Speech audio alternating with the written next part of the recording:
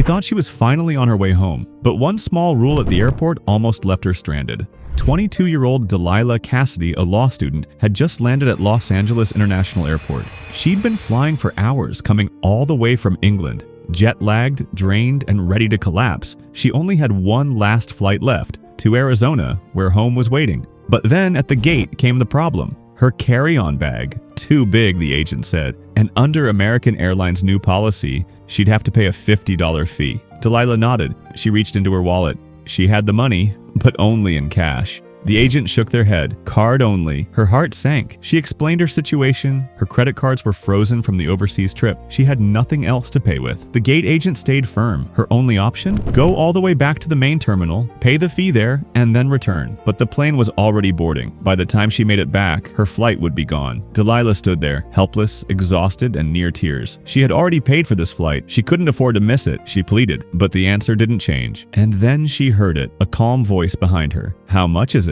Delilah turned. A man who had been boarding the same flight was standing there. Without hesitation, he pulled out his card, handed it to the agent, and covered the $50. Shocked, Delilah told him, "You don't have to," but he just smiled. Have a great flight. Her problem solved in seconds. She boarded the plane, tears in her eyes, and as she walked past first class, she saw him again, the stranger who had stepped in. She stopped, hugged him, and whispered, "Thank you." She offered to repay him. He shook his head gently. Just pay it forward. Only later, mid-flight, did she learn who he really was.